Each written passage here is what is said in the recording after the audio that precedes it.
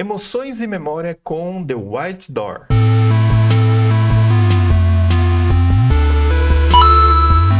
Oi gente, espero que todos estejam bem. Hoje a gente vai falar sobre o game The White Door. Esse jogo, feito pela produtora Rust Lake, é um jogo que tematiza basicamente o tema da memória e as emoções. Aqui é importante abrir um parênteses para entender que, assim, qualquer jogo que a gente possa analisar, e vocês vão perceber aqui, qualquer jogo pode ser objeto de reflexão filosófica, especialmente em relação àquilo que a gente chama de sensibilidade, os afetos, porque, de certa maneira, os jogos em geral, eles produzem afetos, afecções na nossa sensibilidade. Então, por mais que um jogo não tenha histórias, seja um jogo caótico, surrealista, etc., ele ainda produz afetos em quem está jogando. E isso já é uma questão para a gente observar que é possível tomar como ponto de partida da reflexão. Como uma série de games que eu vou apresentar aqui para vocês, esse jogo, além de produzir intensamente afetos em quem está jogando, ele tematiza, de certa maneira, as emoções. A história se trata do personagem Robert Will acordando num lugar todo branco, que basicamente parece ser um consultório de um sanatório, né? Um consultório de cuidados de saúde mental. E o personagem ali, ele tem severos problemas de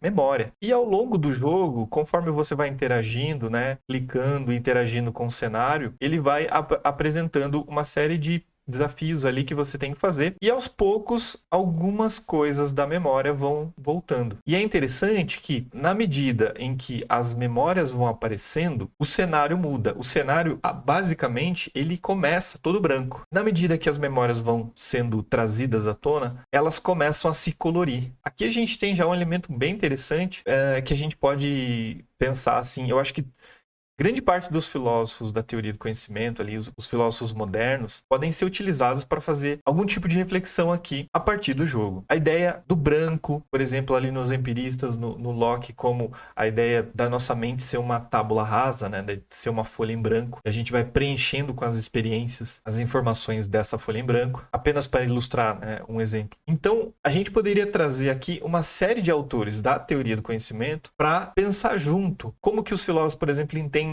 a noção de memória, como que isso vai aparecer, para a gente tentar entender um pouquinho a construção aqui do jogo. Embora, né, tenha os elementos meio surreais ali, é interessante a gente pensar que o jogo é muito emocionante, né, porque ele tem uma trama, né, a memória ela vai trazendo uma trama, um lastro de sentimento e emoção relacionado, por exemplo, a uma paixão, né, que no caso é a personagem feminina o Robert Will era apaixonado, etc. Então, esse jogo, ele compõe um dos primeiros jogos que eu terminei, na verdade, fazendo live. E é muito interessante, porque eu fui me emocionando na construção do personagem. Porque você vai questionando a sanidade mental dele. Será que, né, que está acontecendo aqui? A partir das memórias que são trazidas à tona na interação que ele faz com os jogos que tem ali, os joguinhos que tem ali. E sem falar que o começo, ele também oferece uma reflexão para a gente trazer alguns elementos do existencialismo, alguma coisa assim, da rotina, no sentido de ser uma rotina num quarto em que você repete exatamente a mesma coisa. Você acorda,